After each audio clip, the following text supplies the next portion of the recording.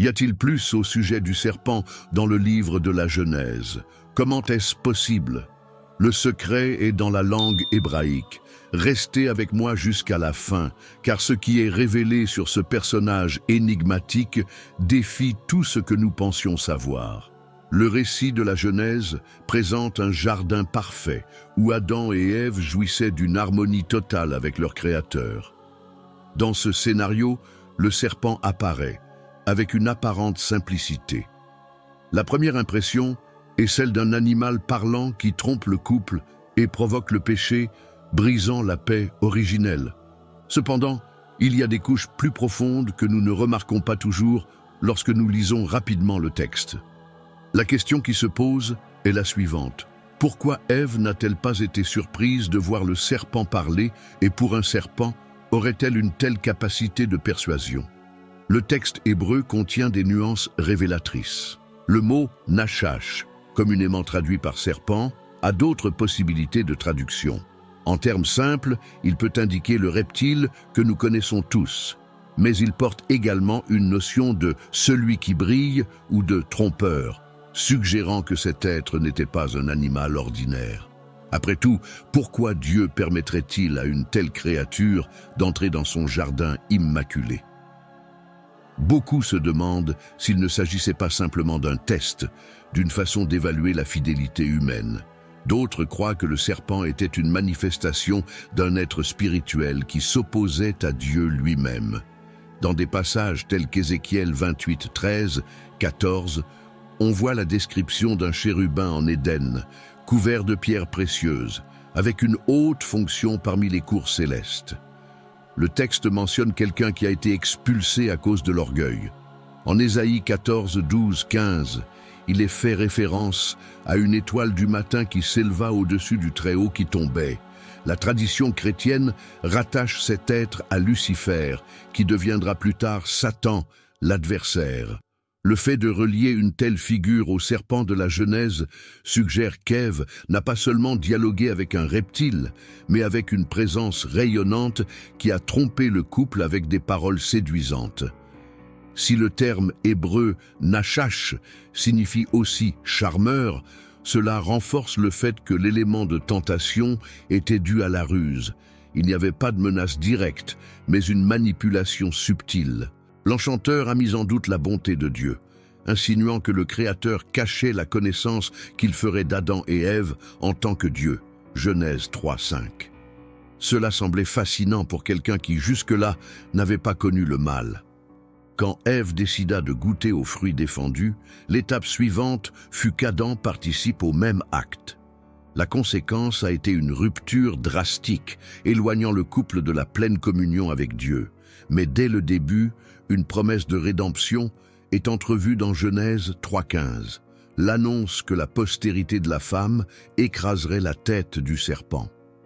Le christianisme interprète cette prophétie comme un point direct vers le Christ, qui finirait par écraser la force de Satan.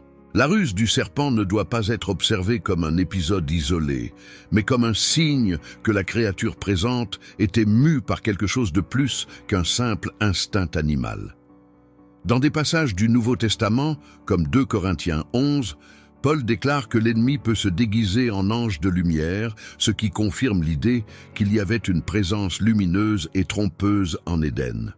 En ce sens, l'apparition du serpent dans la Genèse serait l'entrée d'un être opposé, dont le but était de détruire le dessein divin pour l'humanité.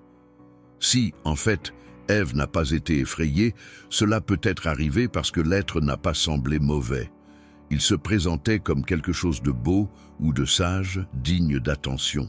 Le résultat a été dévastateur, mais le plan de la rédemption est arrivé là.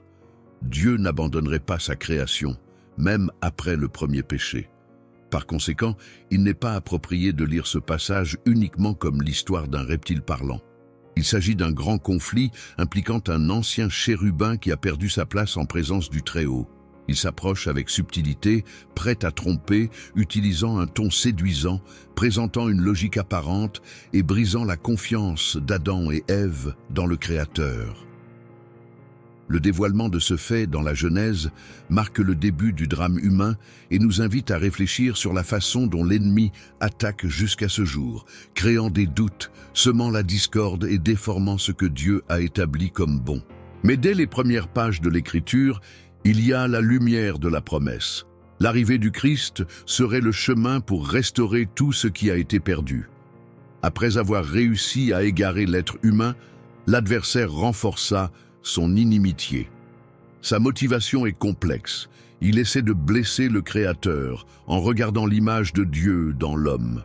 Dans la Genèse, l'homme a été formé pour être un reflet divin devant toute la création.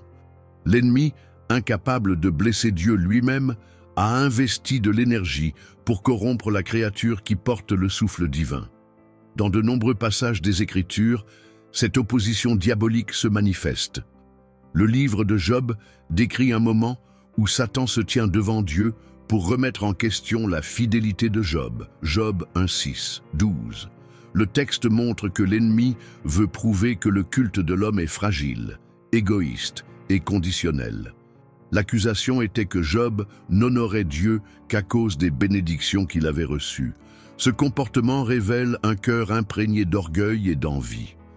Tout au long du récit biblique, il est clair que l'ange déchu ne peut pas supporter de voir le Créateur être exalté. Dans une tentative de blesser le Très-Haut, il cible l'humanité. La stratégie est toujours de détourner l'homme de l'adoration sincère. L'orgueil, en fait, précède la ruine. Le fait de refuser la louange due à Dieu, de céder la place à des vanités personnelles, génère de la distance dans le ciel. Selon Jude, verset 6, il y avait des anges qui ont quitté leur demeure originelle et ont été jetés dans des lieux de ténèbres. Ceux qui refusaient d'honorer le Créateur perdaient tout ce qu'ils possédaient. Lucifer, une fois rempli de gloire et de splendeur, est tombé alors qu'il aspirait à être adoré parmi les prophètes. Il y a une conviction que Dieu ne partage son culte avec personne. Dans Ésaïe 42:8, il dit qu'il ne donnera pas sa gloire à un autre. Quand le cœur est rempli d'arrogance, la séparation d'avec Dieu est inévitable. Lucifer s'est placé au centre, avec l'intention de recevoir l'honneur qui n'appartient qu'au Seigneur. Cela a entraîné sa chute. Après l'Éden, le serpent cherchant d'autres moyens de corrompre la création. Dans de nombreux épisodes de l'Ancien Testament, nous avons essayé de comprendre pourquoi Israël, le peuple élu, s'est si souvent écarté du culte authentique, idolâtrant de faux dieux et pratiquant des pratiques païennes. Tout cela révèle comment l'action du mal se répand dans le cœur humain. L'ennemi sait que lorsque les gens s'éloignent de Dieu, ils finissent par s'approcher d'une série de conséquences douloureuses. Pourtant, Dieu garde la porte ouverte pour ceux qui se repentent. Il propose toujours des voies de retour. L'adversaire, en revanche, ne veut que faire grandir la distance. Par conséquent, la stratégie de Satan implique des accusations, des mensonges et une désensibilisation spirituelle. Il est décrit comme l'accusateur des frères dans Apocalypse 12:10, parce qu'il accuse jour et nuit, essayant de créer des barrières de culpabilité.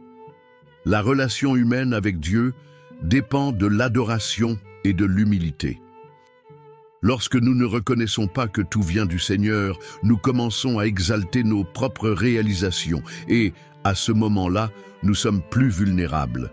L'orgueil de Lucifer l'a conduit à être expulsé. L'orgueil de toute personne éloignée de la grâce de Dieu. Dans Proverbe 16:18, il est écrit que l'orgueil précède la chute. Ceux qui ne se nourrissent pas de la présence divine finissent par chercher leur propre louange. Un chrétien tient bon lorsqu'il vit dans l'adoration avec des louanges constantes. Cette louange n'est pas seulement des paroles chantées, mais toute une vie y consacrée. Lorsqu'une personne refuse d'adorer, la froideur prend le dessus et la communion avec Dieu s'affaiblit. Dans le psaume 150, verset 6, il y a l'expression que quiconque a du souffle loue le Seigneur. Celui qui perd le plaisir de la louange ouvre la porte à l'orgueil. Ceux qui se moquent de ceux qui louent avec intensité, beaucoup voient cet acte comme quelque chose de stupide ou d'exagéré. Mais dans les Écritures, glorifier Dieu est une partie essentielle de la relation. Quand l'homme ne parvient pas à exalter le Seigneur, quelque chose remplace cette révérence. Le cœur vide de louange est rempli de vanité. Il n'en était pas autrement avec le chérubin oint qui est devenu un adversaire. C'est pourquoi le récit de la Genèse ne se termine pas avec le jugement contre Adam et Ève. Dieu est intervenu, promettant le salut, et cette promesse s'est accomplie en Jésus, qui est venu écraser la tête du serpent. Dans Colossiens 2,15, il est dit qu'il a dépouillé les principautés et les puissances sur la croix, triomphant d'elles. Ce triomphe fut la grande vengeance contre Satan. Le sacrifice du Christ a brisé le pouvoir du mal, donnant de l'espoir aux êtres humains. Ceux qui croient en Jésus ne vivent plus dans la peur des mensonges démoniaques.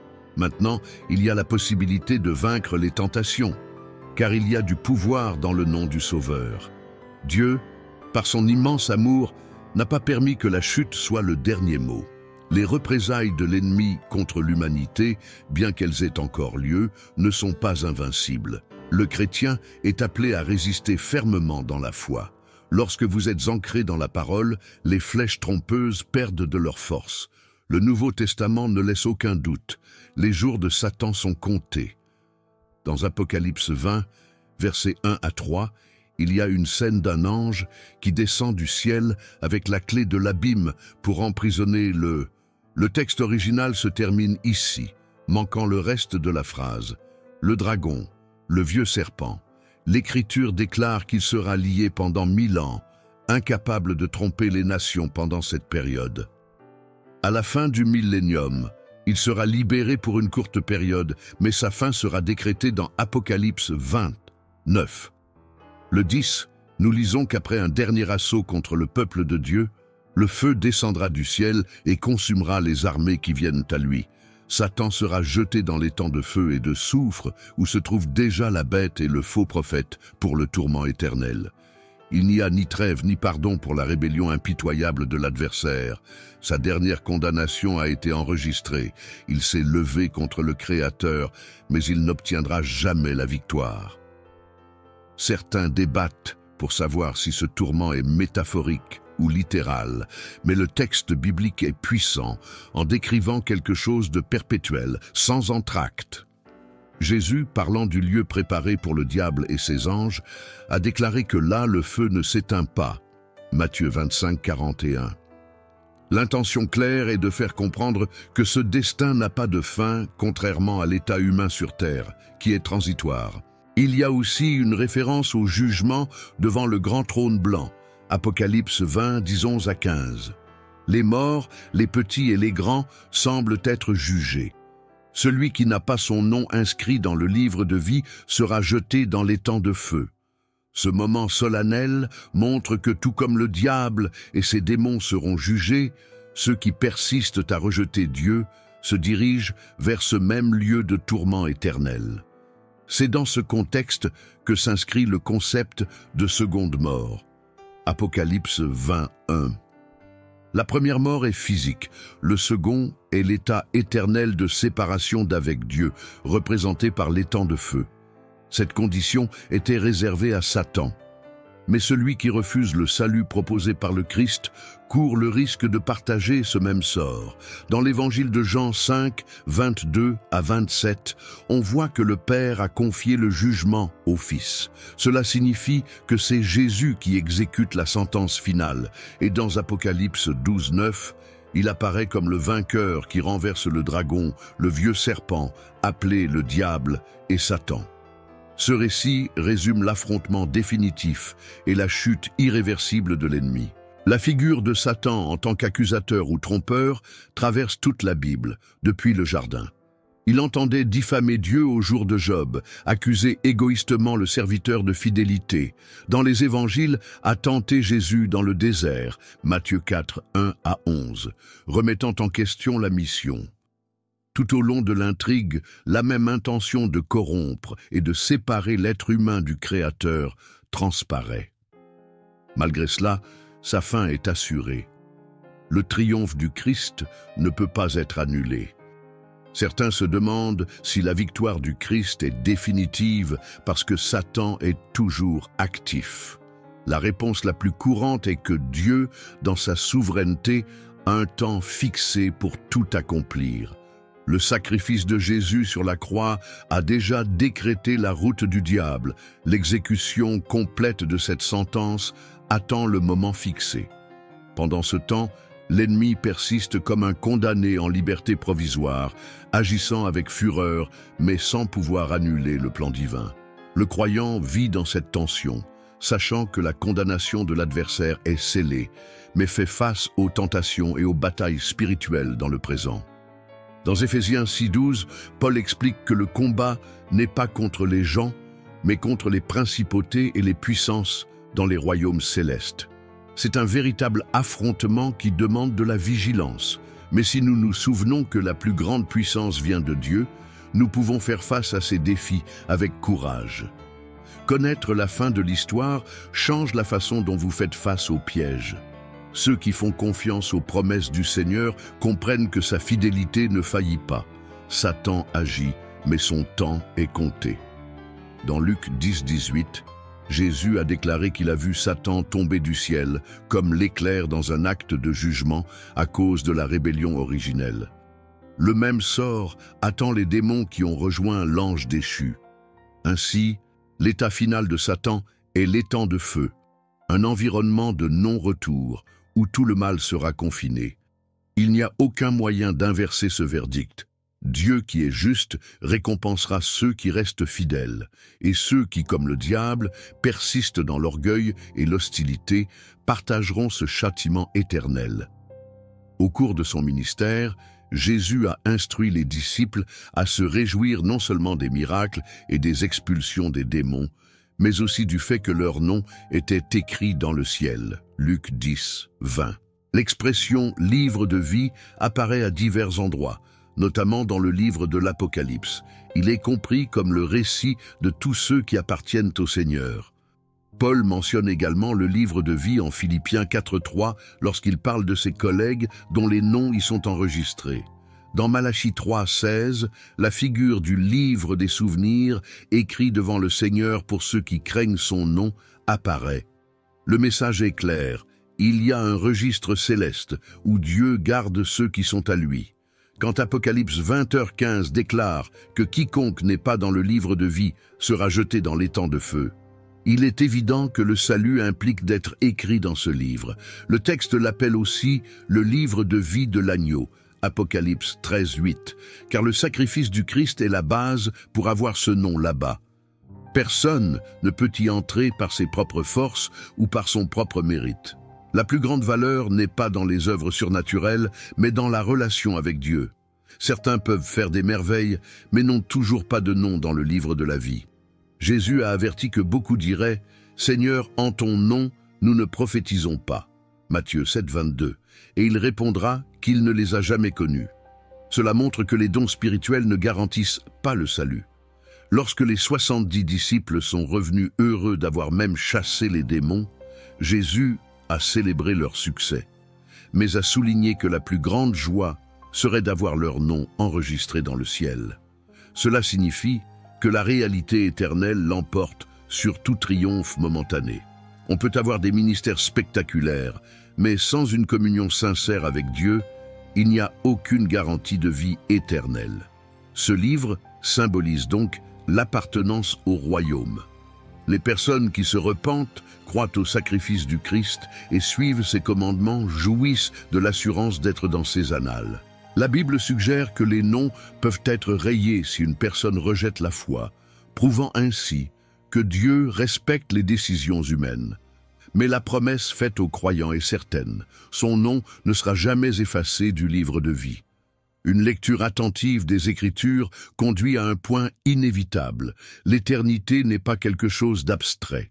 Le destin de chaque individu est défini par le choix de se soumettre ou non au Seigneur. Être dans le livre de la vie est une action suprême. La condamnation de Satan n'a pas besoin d'atteindre ceux qui embrassent la miséricorde de Dieu. C'est pourquoi l'Évangile insiste pour que tous se tournent vers le Christ. Dans Jean 3,16, Dieu a tant aimé le monde qu'il a envoyé son Fils, afin que quiconque croit en lui ne périsse pas, mais qu'il est la vie éternelle. C'est la seule issue pour éviter de subir la même condamnation de la part de l'ennemi. L'amour de Dieu contraste avec la haine de Satan envers l'humanité, et le livre de vie est la marque qui distingue ceux qui ont choisi la lumière. L'avenir proposé par Dieu à ses enfants est la communion éternelle avec lui.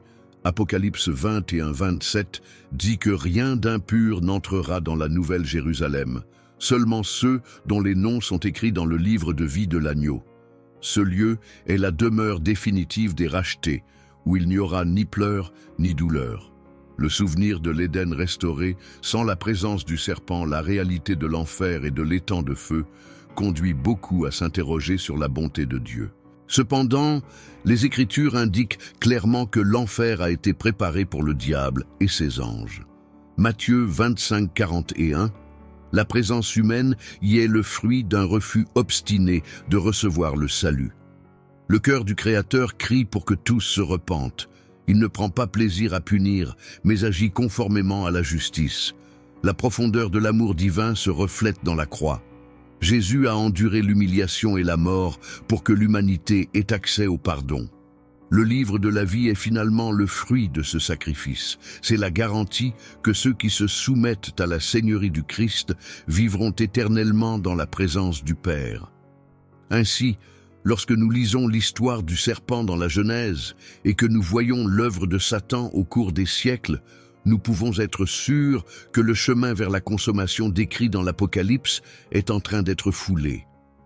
Les rachetés restent du côté de Dieu, tandis que le mal et ceux qui le pratiquent consciemment sont séparés. C'est la résolution du grand conflit qui a commencé en Éden. Chaque chapitre de la Bible, chaque prophétie et chaque enseignement de Jésus pointent vers cette conclusion. Il n'y a pas de neutralité dans le domaine spirituel, où nous appartenons à Dieu, où nous sommes sous l'influence de l'adversaire. La décision de croire et d'obéir définit notre destinée éternelle. Le livre de vie est le symbole ultime de la sécurité que nous avons en Christ, qui a promis de ne jamais abandonner la sienne. Quiconque médite sur ces vérités se rend compte que l'histoire humaine n'est pas une saga dénuée de sens. Il y a un dessein divin depuis la création, en passant par la chute jusqu'à la rédemption finale. Satan a essayé de détruire le dessein céleste, mais la parole annonce que le Créateur l'emporte. Les noms inscrits dans le livre de la vie seront des témoins vivants de ce triomphe. La Genèse montre le commencement de tout, avec Dieu créant l'homme pour une relation sainte. Le serpent se lève apportant la tromperie à l'instigation d'un chérubin déchu qui s'est rebellé contre le Très-Haut. C'est ainsi qu'il y a eu des tentatives constantes à travers les âges pour éloigner l'humanité de l'adoration authentique. Cependant, l'amour du Créateur a maintenu vivante la promesse du salut. Les représailles de l'ennemi ne cessent pas, mais le point culminant vient avec l'œuvre rédemptrice de Jésus. En elle, chaque être humain peut trouver la restauration. L'état final de Satan, rapporté dans l'Apocalypse, démontre que le mal a une date d'expiration. Sa chute est certaine. Et le livre de vie, cité à plusieurs reprises, est le rappel de la miséricorde divine accessible à tous. L'invitation reste ouverte. Dieu offre le pardon et la communion à ceux qui le cherchent. L'histoire du serpent dans la Genèse n'est pas seulement un conte ancien.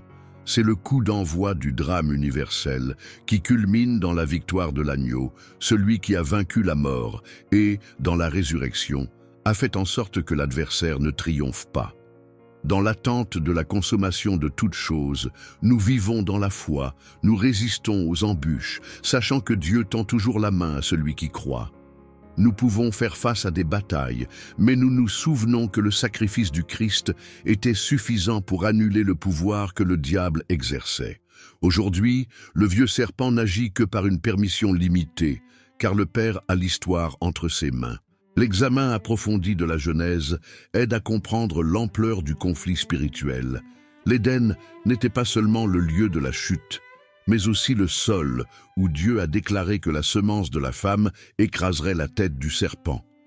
Dès le premier acte de rébellion, le Seigneur a annoncé la solution. Rien n'a pris le Créateur par surprise. Lui, dans son amour, avait déjà dressé le plan. Les récits prophétiques d'Ézéchiel et d'Ésaïe montrent qui est devenu le principal opposant. Et le Nouveau Testament expose comment le Christ a brisé les chaînes que l'ennemi a imposées à l'humanité. La croix est l'alliance ultime qui donne à l'homme la possibilité de revenir à la pleine communion avec le Père. Par conséquent, chacun doit réfléchir. Comment est ma relation avec Dieu? Ai-je honoré sa parole, résistant aux séductions qui entourent encore le cœur? Ou est-ce que je laisse l'orgueil s'installer, répétant l'erreur qui a conduit Lucifer à tomber? L'humilité devant le Seigneur nous préserve des chutes fatales. Reconnaître que nous dépendons de lui est un signe de sagesse. La fin de Satan est décrétée. Son désir d'être plus grand que Dieu ne l'a conduit qu'à la perdition. Mais Dieu nous appelle à la vie éternelle. Celui qui s'abandonne au Christ fait l'expérience de la paix qui dépasse l'entendement. L'Évangile n'est pas seulement une théorie, c'est la bonne nouvelle que l'accès à la présence divine a été rétabli. Il suffit de croire, de se repentir et de marcher dans l'obéissance. Le plus grand triomphe pour chaque personne est d'avoir son nom inscrit dans le livre de la vie, au lieu d'exalter des réalisations éphémères. La vraie joie vient de savoir que Dieu nous appelle fils. Cette relation personnelle avec le Créateur transforme tout. Le serpent d'aujourd'hui peut encore insinuer des mensonges, mais ceux qui connaissent la parole ne sont pas trompés. Les Écritures révèlent la tactique de l'ennemi et enseignent comment le vaincre. Dans Romains 16:20, la promesse que le Dieu de paix écrasera bientôt Satan sous nos pieds confirme l'impact du sacrifice du Christ. La croix ne nous a pas seulement libérés du péché, mais elle a aussi veillé à ce que le diable ne retienne pas le dernier mot. Même s'il y a des luttes, la certitude de la victoire n'est pas une présomption humaine, mais un fondement biblique. En pensant à l'application pratique, l'histoire du serpent nous rappelle la vigilance nécessaire.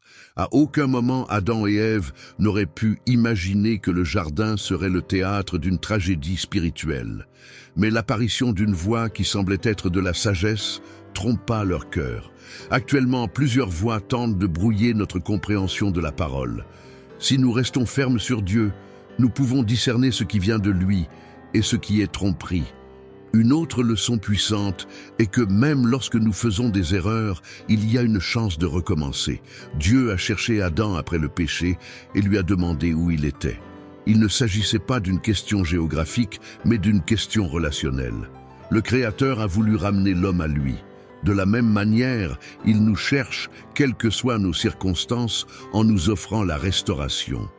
Peu importe à quel point il semble que l'ennemi ait triomphé, la grâce offre toujours une issue. Le déroulement des événements bibliques se poursuit jusqu'à l'émergence de Jésus qui a assumé notre condition humaine, a subi les tentations et n'a pas cédé dans le désert. Le tentateur lui proposa des raccourcis, la gloire, le règne, et des solutions immédiates, Matthieu 4, 1-11. Cependant, le Fils de Dieu est resté fidèle, utilisant l'Écriture comme une arme. De cette façon, il s'est accrédité pour être l'agneau sans tache qui enlève le péché du monde. Après avoir vécu dans l'obéissance totale au Père, il s'est donné lui-même sur la croix pour toute l'humanité. Ce que Satan avait prévu depuis l'Éden, corrompant la création, a été vaincu. La mort de Jésus n'était pas une défaite, mais la victoire qui a anéanti la puissance du péché. En ressuscitant, il a scellé la condamnation du diable, parce qu'il a montré que la mort n'aurait pas la domination finale sur ceux qui sont en Christ. Ce récit est complété dans l'Apocalypse lorsque le Messie revient en puissance et juge les nations. L'ennemi reçoit son châtiment ultime. Le peuple racheté habitera avec Dieu pour toujours, dans un lieu sans souffrance. Là-bas, l'ancien serpent ne trompera plus jamais. Ce qui a été promis dans Genèse 3,15 est révélé d'une manière claire comme de l'eau de roche aujourd'hui. Chaque personne choisit de quel côté elle veut être. Ignorer la réalité spirituelle ne la fait pas disparaître. La Bible présente à la fois le côté sombre de ceux qui sont devenus des adversaires et la bonté infinie de Dieu, qui s'est fait homme pour sauver. Nous ne pouvons pas dire que nous n'avons pas été prévenus. Chaque fois que nous lisons les pages sacrées, le Seigneur expose la profondeur de ce conflit et l'invitation à le rejoindre. Rien de tout cela n'est de la fiction. Les documents historiques et les témoignages montrent l'action du mal et la réponse divine. Le chrétien, en comprenant cette intrigue, se rend compte que la vie ici fait partie de quelque chose de plus grand. Il y a des raisons d'espérer, même au milieu de la tentation. Il est certain que notre roi a déjà vaincu l'ennemi. Nous sommes appelés à persévérer et à aider les autres à trouver la liberté dans le Christ. La Genèse met en évidence la fonction d'Adam et Ève en tant que représentants de toute l'humanité. Ils étaient dans la condition d'administrateurs du jardin.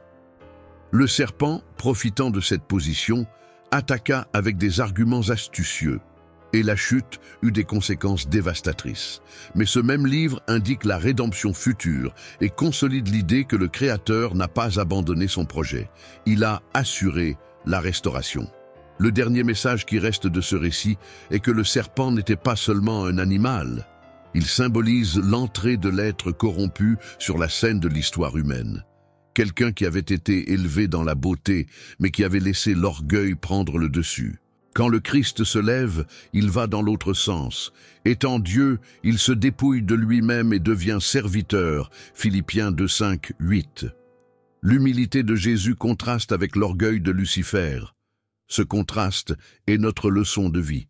Si nous voulons nous rapprocher de Dieu, nous devons embrasser l'humilité du Christ.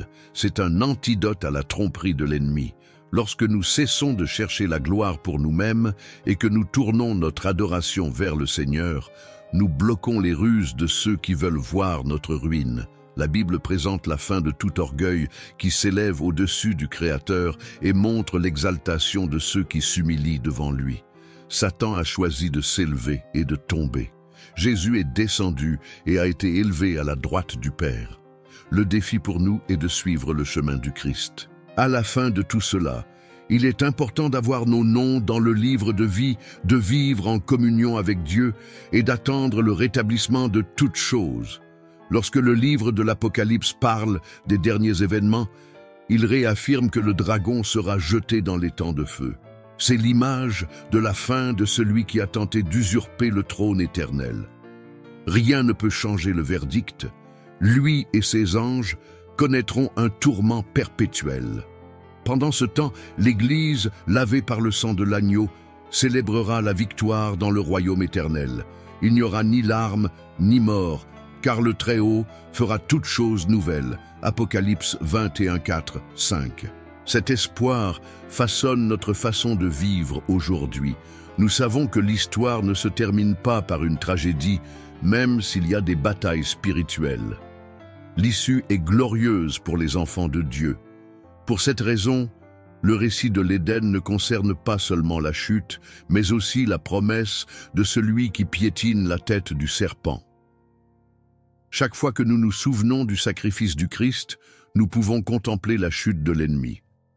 Il a été chassé du ciel, a perdu le droit de revendiquer l'autorité sur ceux qui sont en Jésus, et finira par être confiné au châtiment.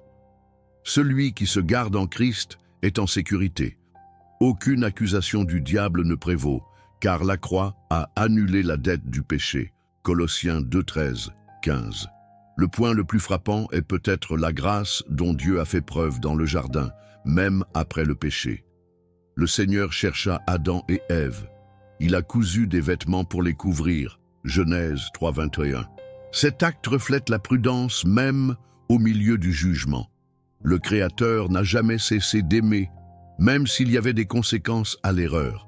Cette compassion divine a culminé dans le sacrifice du Fils lui-même, révélant que le Père est prêt à payer le prix de notre restauration. Le serpent pensait qu'il gagnerait en introduisant le mal dans le monde, mais il ne comptait pas sur l'amour incomparable du Créateur. Sur le calvaire, l'ennemi a vu sa puissance s'effondrer lorsque Jésus, l'agneau de Dieu, a pris la place du pécheur. Satan n'a pas pu empêcher la résurrection, et dès lors, sa défaite a été scellée. La parole annonce que nous pouvons vivre victorieusement, car celui qui habite en nous est plus grand que celui qui est dans le monde. 1 Jean 4,4. Réfléchir à l'orgueil qui a condamné Lucifer aide à garder le cœur humble. Nous ne possédons rien. Tout vient de Dieu. S'il y a un talent ou un don en nous, c'est le mérite du Créateur.